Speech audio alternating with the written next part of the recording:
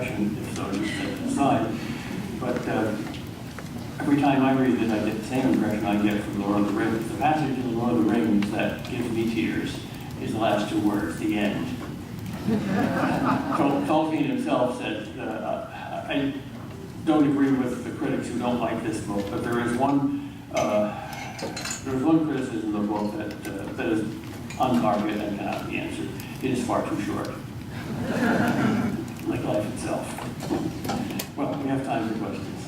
First question is, how do we determine the difference between the healthy, imaginative romance or fantasy and self-destructive escapism? By Christian principles. What is healthy is to get out of yourself and to find yourself in God and God's universe. What is unhealthy is to subject God and the universe to yourself. So all self-serving fantasy, all fantasy that sucks the life out of reality into yourself is bad. And all fantasy that is self-forgetful and ecstatic helps you to stand outside yourself is healthy. The Silmarillion, especially the creation story, seems frequently allegorical. Considering his distaste for allegory, are you aware of whether Tolkien ever spoke about this possible contradiction? Well, there are two meanings to allegory. One is a puzzle.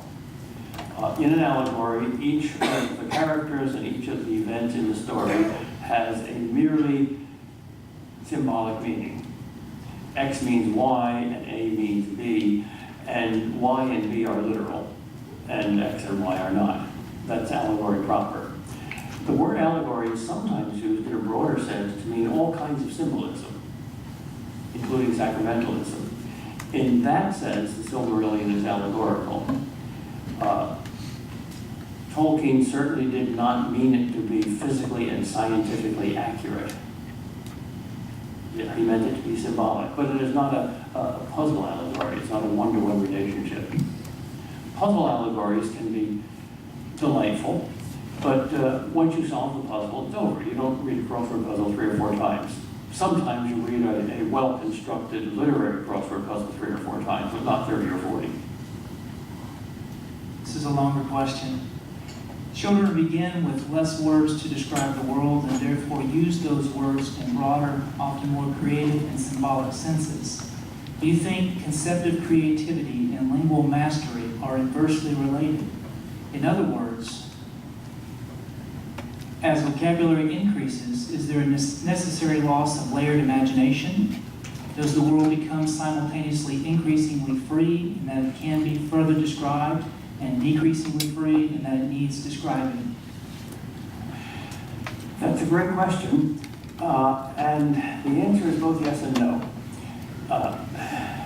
Let's look at that question as a particular case in point of a broader question about childhood and maturity in general. Which is better?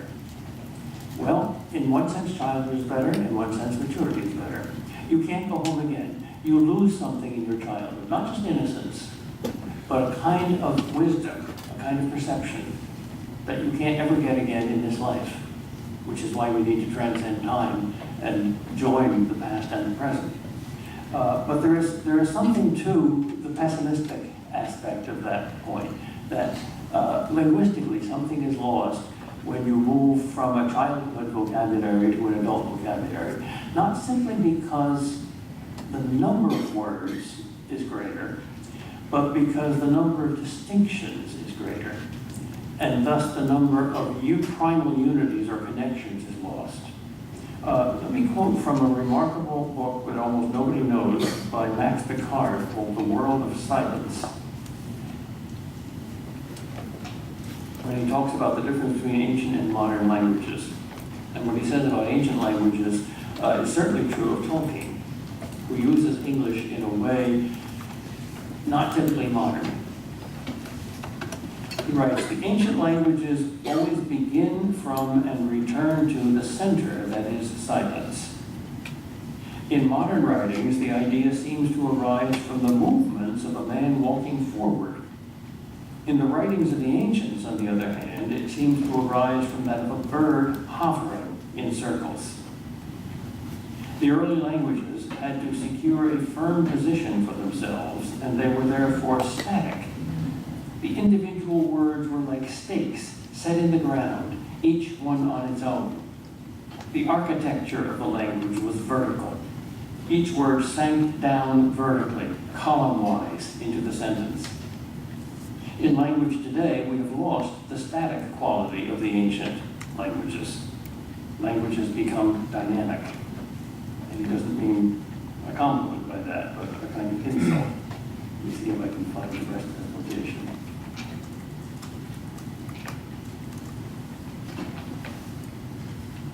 The sentence has become dynamic. Every word in every sentence speeds on quickly to the next. The architecture of the language is different. The vertical columns have been laid low, and the sentence is determined by the impulse of the horizontal onward drive. Language is today self-conscious. Each word comes more from the preceding word than from the silence, and moves on more to the next word in front than to the silence. The Hebrew language is a quiver full of steel arrows, a firmly secured anchor rope, a brazen trumpet splitting the air with its few piercing tones. It can say but little, but what it says is like the beating of hammers on the anvil. I'm told that biblical Hebrew has a very, very small vocabulary, and modern English has a very, very large vocabulary. But there's something lost when you move from biblical Hebrew to modern English. At what age did you or would you introduce children to the Silmarillion? When they're ready, when they like it, which varies quite a bit from one age to another. I can imagine a precocious, very young child loving the sound of the Silmarillion, the feel that there's something really important going on here. That's all the questions I have emailed. Do we have any questions from the audience? Yes, there's Mr. Mike.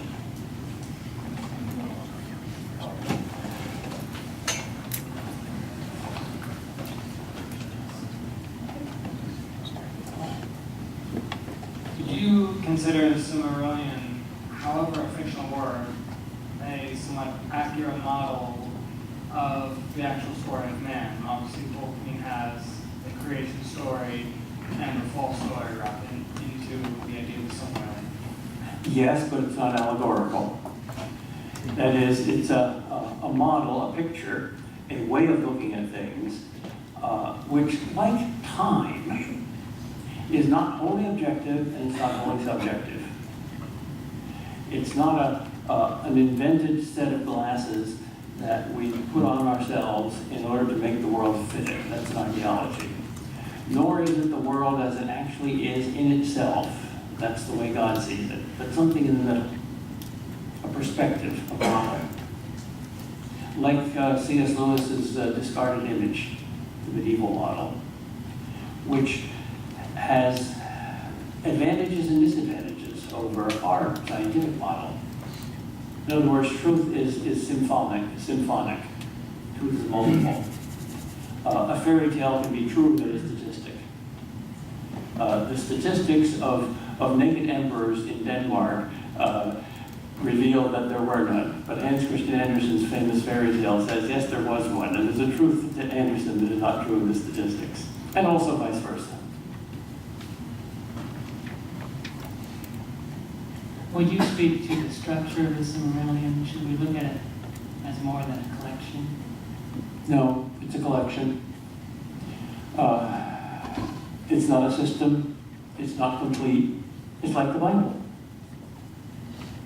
The Bible is a providentially arranged collection of narratives, often interrupted by poetry and sermons and wisdom, like a diving expedition. Find a lot of pearls and to spring them on a string, like life.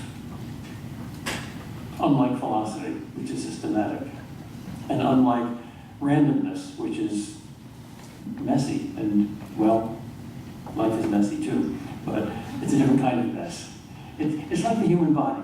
I love that passage in Gulliver's Travels where Laputa is described. Remember Laputa, the island in the sky inhabited by the mad scientists who never look anybody in the eyes, or their wives never get any attention, so they run down to Earth and have affairs with other men.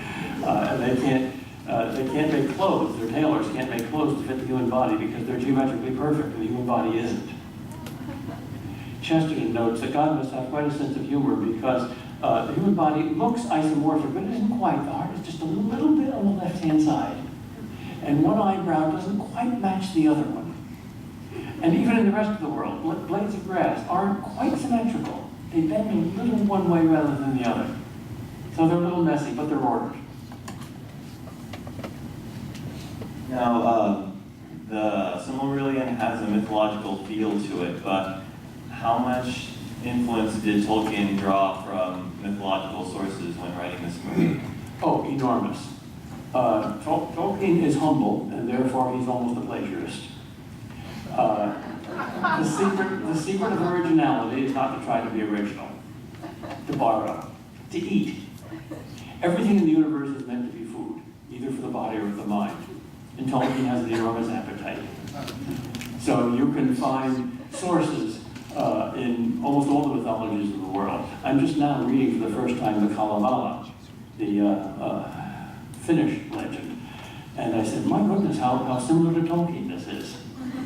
I read the Mabinogion, the Welsh legend. I said, oh, he must have loved Welsh mythology more than anything else. I read parts of the Nibelungenlied, the German legend. I said, no, he read this. He read them all.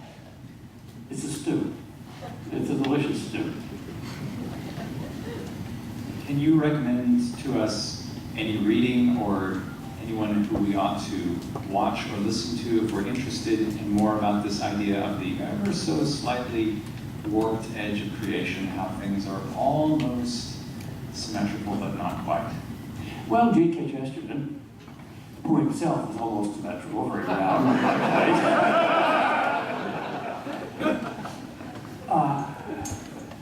There are a lot of writers with that kind of sense of humor. Who is the author of the novel Confederacy of Dunces? O'Toole. Yeah, there's that feeling there. Walker Percy has it. Flannery O'Connor has it. Mark Helprin has it in Winter's Tale. The sense of weirdness. If you don't know that God is weird and has a weird sense of humor, you've never been to a zoo or looked in a mirror.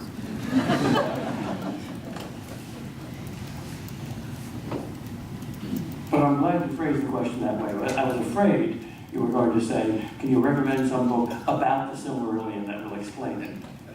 No. But you said, are there some books like that? Yeah, that's better. I don't see any other questions. Thank you, Dr. Kreeft.